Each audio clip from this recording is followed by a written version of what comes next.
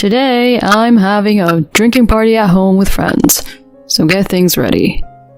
I received a text message from my husband, who has consistently had a bad attitude towards me while I'm bedridden with severe morning sickness.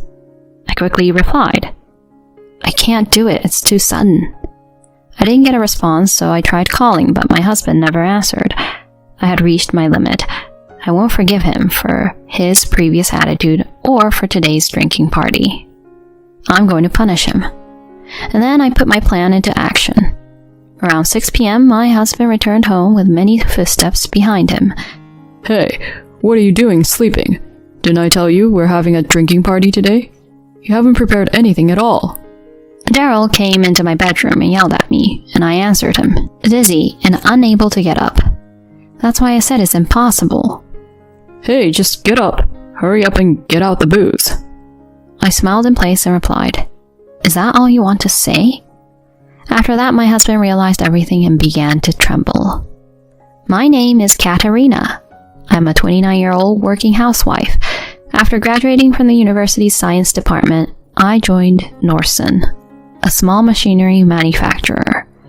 Despite being small, it possesses a strong technical expertise and is a highly respected presence in the industry, with a high job acceptance rate. During the interview, Daniela, the female president and representative of the company, told me, "It's unusual for women to want to join our company. Your university grades are excellent. I've interviewed you and found you to be a great person, and I'd like to invite you to join our company." Oh, thank you so much. I will definitely strive to be of great value once I join. Work hard from now on, okay? From that moment, the president became my role model. In getting the job offer from Nordson, which was my first choice, became the happiest event of my life. Working here was hard, but also fun. I wasn't underestimated because I was a woman, and I was entrusted with significant tasks, allowing me to see my skills improve over time. In my third year at the company, I was approached by Daryl, the sales department manager, at a social gathering. Was there ever a girl like you in the R&D department? It's rare for a girl to join our company. I was nervous as Daryl approached me in a casual manner. After all, he's the biological son of the president and the executive director. It's widely rumored within the company that he's the next successor. I was nervous talking to Daryl at the time, but for some reason he seemed to like me. You're like a serious and modest person. Quite refreshing. Hey, how about going out for a meal next time? Thus, Daryl and I started going out to dinner together. Daryl has a liberal arts degree, which is unusual for our company, and he is a good communicator. He seemed to have a personality suited to sales. In fact, he seemed pretty good at his job. Daryl's lighthearted, or rather cheerful personality was also refreshing to me. They say people are drawn to what they don't have, and I was no exception. We dated for about a year and a half, and eventually Daryl proposed to me. Katerina, let's get married.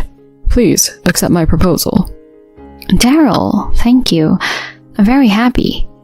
I happily accepted the ring that Daryl offered. As I gazed at it with delight, Daryl teasingly said, "By the way, isn't this what they call a Cinderella story? Marrying the future company president?" Well, I'm not marrying you just because you're the president's son. Oh, that's right, isn't it? Well, from now on, please take care of me, Katerina. Afterward, we first went to meet my parents. My rural parents were delighted and gave their approval for the marriage. Next, it was time to visit Daryl's parents. The president, or rather my mother-in-law, beamed at me. "I remember you from the interview, and I've heard that you're competent within the company. Bringing home someone like that as your wife is quite a catch, Daryl." My father-in-law also welcomed me with a quiet smile and gave his approval for the marriage. After some small talk, my mother-in-law suddenly turned serious. "Katerina, I'm thinking of making Daryl the next successor, but he has a bit of a carefree side to him, so I want you to educate him." "Come on, Mom." "You too, Daryl. Having a family means you have more to be protective. It won't be business as usual.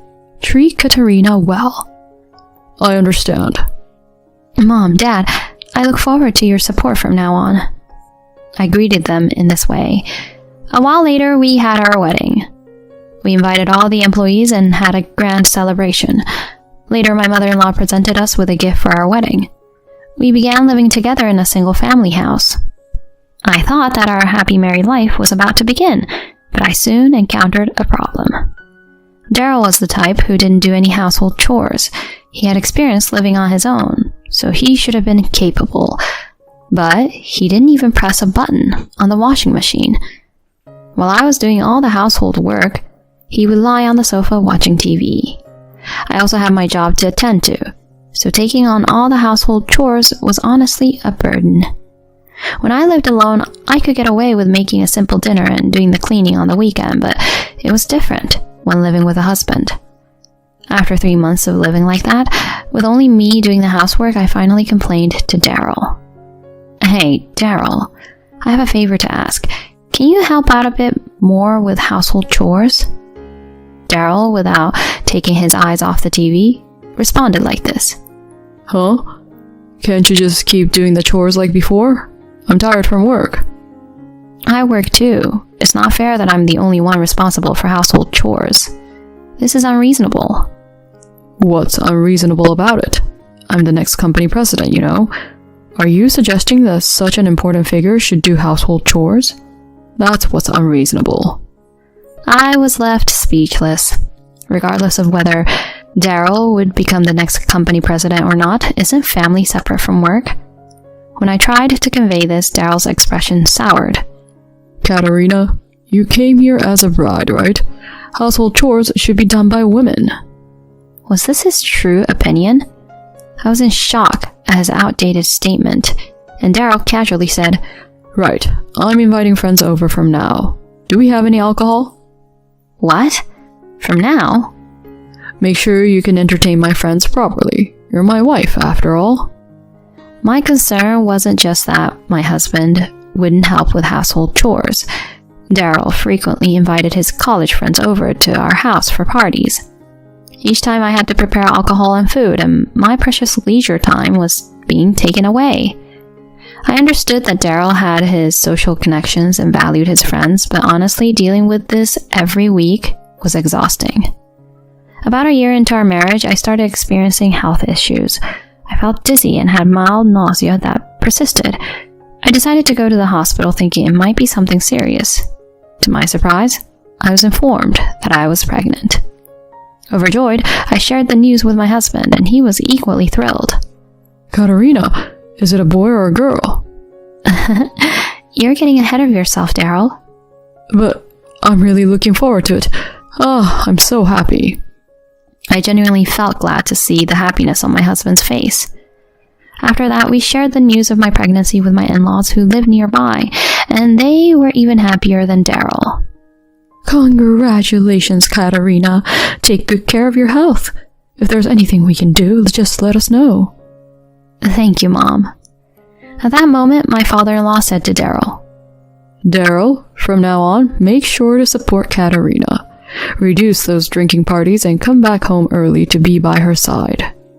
I understand, Dad. It seemed that Daryl had a hard time saying no to my in-laws. Since he seemed so amenable, I thought everything would be fine. However, Daryl continued to have parties with friends at the same pace as before. I asked him to stop inviting friends to our home during this critical time. He stopped inviting friends to our home, but he began going to bars instead. Each time he would come home late at night heavily intoxicated. I was becoming frustrated, but I didn't say anything. After a while, my morning sickness became severe. I was dizzy all day and vomited multiple times. Even the slightest strong smell would make me throw up. Whether I ate or not, I couldn't avoid vomiting up stomach acid. In this state, it was impossible for me to work, and gradually I couldn't go to work at all. One day, while taking a half day off and resting at home, I received a message from my mother-in-law. Katerina, I asked your boss about your condition. It seems your morning sickness is quite severe. Yes, it's true. I'm really sorry that I can't work properly. It's all right. How about taking a leave of absence until your morning sickness settles? Or better yet, until you give birth? A leave of absence? Yes, your health is essential right now. Don't worry, your place is secure, and this would be the best choice for the time being. Thank you, Mom. No, thank you, President. I'll do that. So it was decided that I would take a leave of absence until giving birth. When I informed Daryl about this, he frowned. Huh? A leave of absence due to morning sickness? I've never heard of that. It can't be helped. I'm genuinely not feeling well. But never mind. Since you're not going to work, at least make sure the household chores are perfect, alright? Huh? I was surprised, and Daryl continued. Of course. Lately you've been slacking with meals, right? I've noticed. But I'm trying my best. I'm doing everything I can because strong smells make me nauseous. How can you have a child like that? Since you're in a housewife-like situation now, make sure the household chores are perfect. Got it? Ordinarily, when a wife is suffering from morning sickness, a husband in the right mind would help with chores or bring her suitable food. But Daryl didn't do any of that. Instead, he went out drinking almost every night and ordered me to maintain perfect housekeeping while I could hardly stand. I was deeply disappointed by Daryl's attitude. Weeks passed, but my morning sickness didn't subside. It actually peaked. During that time, Daryl returned home once again heavily intoxicated. He didn't even take off his suit and started snoring on the sofa. I sighed and began cleaning up the mess my husband had made. I picked up a phone from the floor and saw the screen. There was a text message that went like this. Daryl, thanks for coming to the bar again today. I'll be waiting for you tomorrow. The sender's name is Jasmine. It's clear from this message that Daryl has become quite close to the bartender. I felt my anger rising. How could he flirt with a bartender while I was suffering from morning sickness? I thought about waking Daryl up, but he was deep asleep, so I gave up for the day. Instead, I took a screenshot of the message. A week later, the morning sickness was particularly bad and I was down for the morning. Then I got a call from Daryl in the evening. Today, I'm having a drinking party at home with friends, so get ready. I quickly replied that it was impossible. When I didn't get a response, I called him, but he didn't answer. I had reached my limit. He didn't understand how severe my morning sickness was, and he wanted to have a gathering at our home after spending time at a bar. I couldn't let this go. I decided to teach him a lesson. I contacted someone, and around 6 p.m., Daryl returned home with a group of friends. Hey, why are you sleeping? I told you we're having a gathering today. You haven't prepared anything. He came to the bedroom and shouted at me.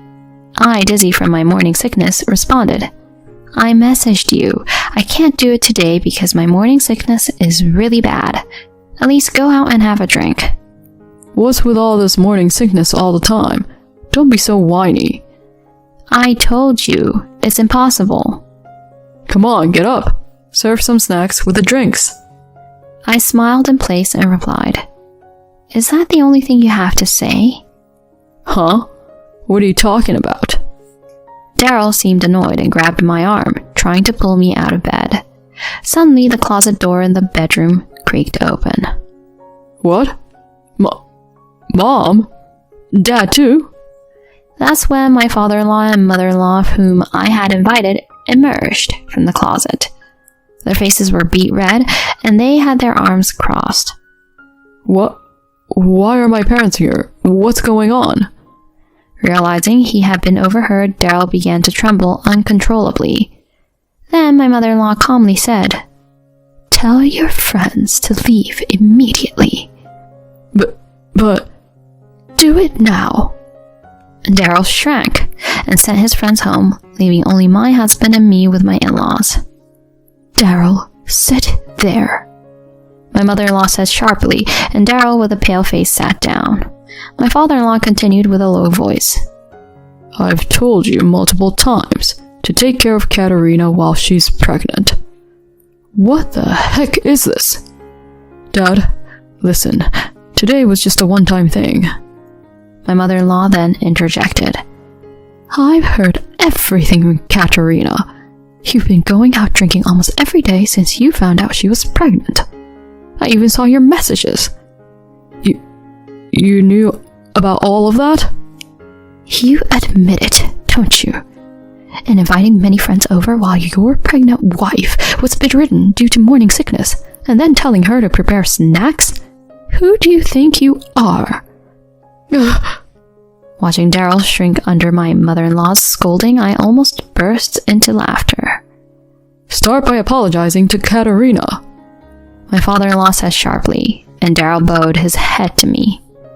Katerina, I'm sorry for everything, but I was genuinely happy about the baby. That's the truth. And about the drinking gatherings, my friends invited me, saying they wanted to celebrate the pregnancy. No more excuses, my mother-in-law shouted, and Daryl bowed his head to me again, tears in his eyes. I'm sorry, Katerina. Please forgive me. I promise to be a better husband from now on. My mother-in-law sighed. I never thought you could be such a fool. I will respect Katerina's decision regarding the future, but we'll drop the talk of you becoming the heir. What? Mom, you can't. Be silent. All you can do is follow Katerina's decisions. All three of them turned their attention towards me, and I quietly said, Daryl, I'll spare you from divorce, but until the child is born, we'll be living separately. Separation? Mom, Dad, could you please help educate Daryl until then? Upon my request, my in-laws nodded vigorously. Katerina, thank you for not divorcing our foolish son. We'll straighten him out ourselves. Yes, maybe we should make him a monk or something. What? A monk? Please have mercy. With a pitiful voice, Daryl was led away by his parents. I waved to them with a smile. As promised, afterward, Daryl and I lived separately. He was forced to do all the housework at his in-laws' house and was strictly disciplined by his parents. And it seems like he really was made to have a monk's haircut, too. Later, Daryl contacted me repeatedly for help, but I ignored him. A few months later, with the help of my in-laws, I gave birth safely. A sweet little boy was born. When Daryl was allowed to meet him, he quietly shed tears. Now, Daryl and I are living together again. He's become a different person, coming home early, helping with household chores and childcare. He's working hard to regain recognition as the heir apparent. I'm sorry for what I did back then. I was truly at fault. He apologized, with his head lowered. While forgiving him, I made it clear that I would be taking the lead from now on. My in-laws have always supported me and showered love on their grandchild. I'm grateful for them, and I want to continue living happily as a family.